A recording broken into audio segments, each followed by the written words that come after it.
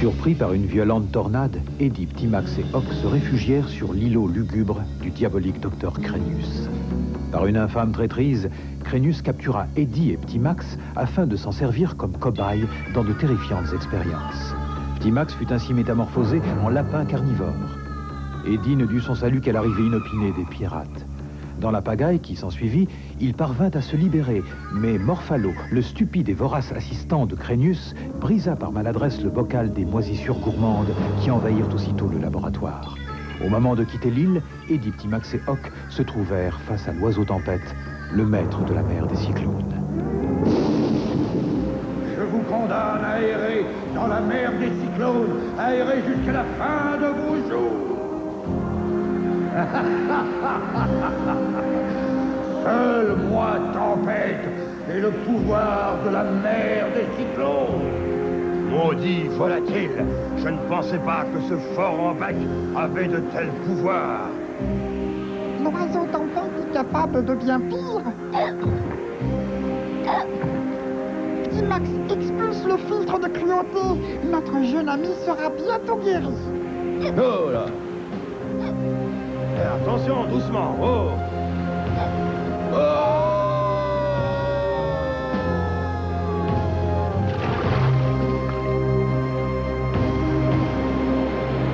Non loin de là, le zeppelin noir des pirates était toujours à la poursuite de nos trois amis. C'est le ballon de l'ours, chef! Et il est vide! Poursuivez-les quand même, bande de larves! Mais, gardez le cap! Il n'y a personne là-bas!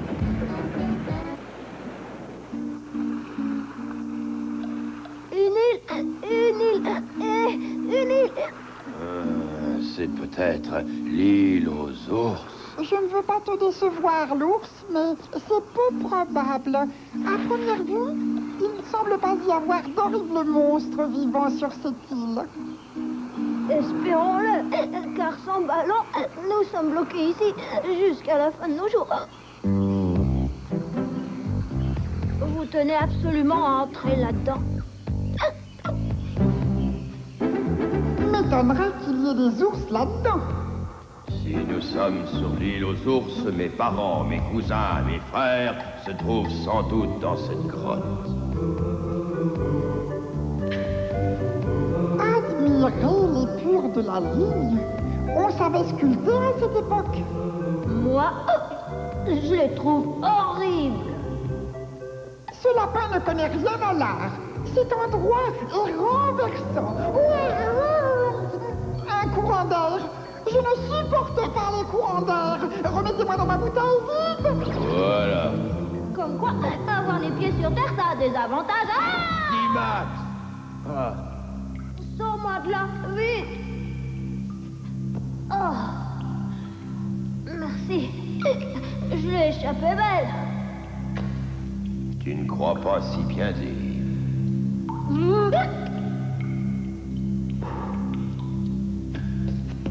Celui qui a dit que le hockey disparaît quand on a peur, c'est un menteur.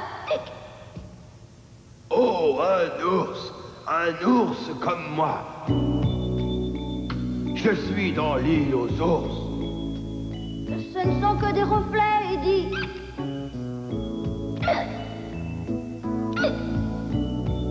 Quelle heure est-il?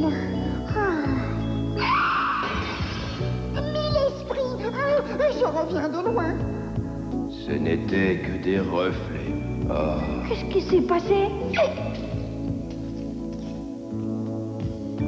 Un fantôme doit toujours réfléchir avant de se réfléchir.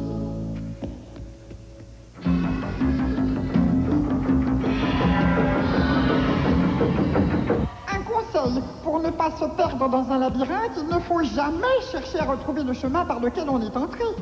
À droite, là. Par la 4e réincarnation du grand bout de gras, ce son ne m'est pas inconnu.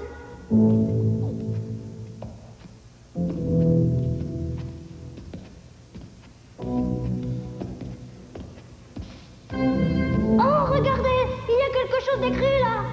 999 marches t'élèveront vers la lumière. une te jettera dans les ténèbres. Ça veut dire quoi, ça?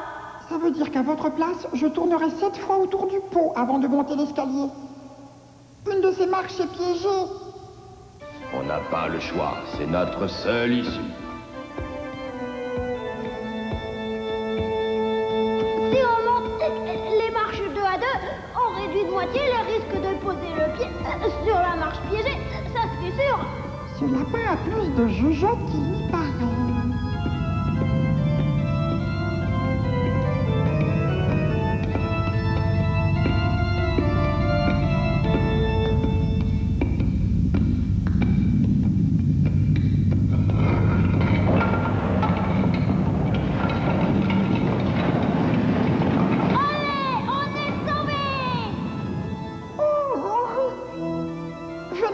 Beaucoup de ces objets datent avant le second tremblement de terre.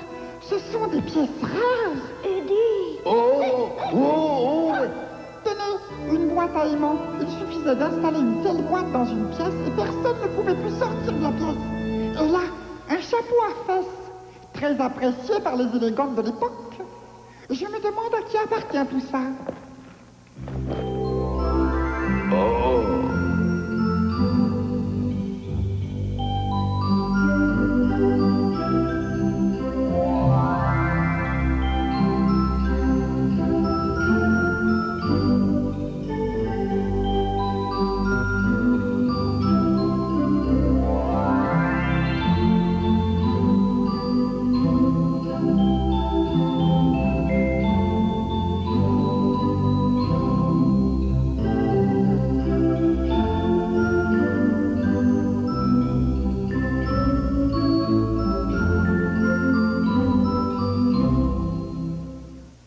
Il faut trouver un moyen pour sortir d'ici. Oh!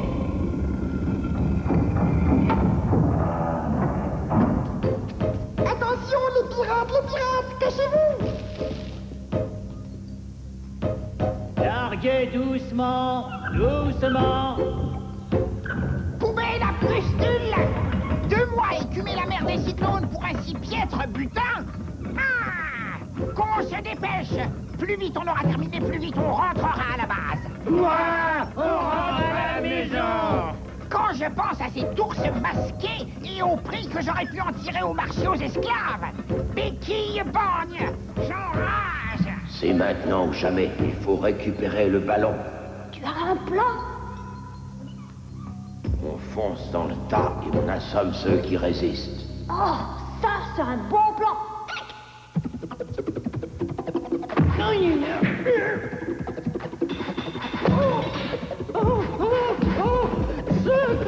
Vous ne devinerez jamais. Oh! Eddie! Eddie! Vite! Vite! Le ballon décolle! Au large, crapule! Au large, farbant! Au large, scélérat! Eddie!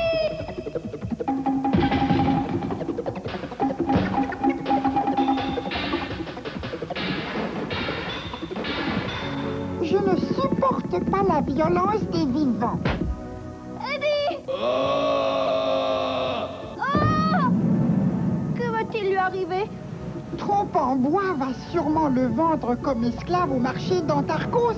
Mais avant, il est à craindre qu'il ne le torture un peu pour le plaisir. Eddie était donc prisonnier des pirates. Petit Max ne pouvait plus rien pour lui. Alors, l'ours, comment as-tu découvert notre cachette au trésor, hein? Je ne dirai rien. Face de méduse! Quelle torture allons-nous lui faire subir, hein? Les tenailles voraces. Les tisanes amigales. La plouchessie! La crapaudine. La plume de Gili-Gili. Ouais, la plume de Gili-Gili. Ouais, c'est ça.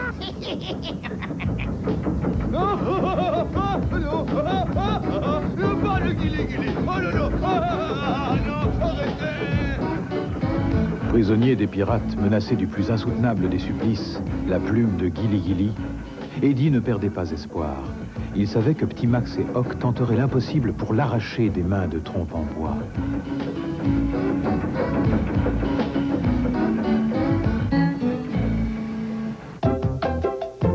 L'univers des 4 éléments leur réservait encore d'incroyables surprises. L'aventure tissait sa toile de rencontres, de périls et de mystères. Déjà, dans la tourmente de la mer des cyclones, résonnaient les plaintes métalliques de l'île hurlante.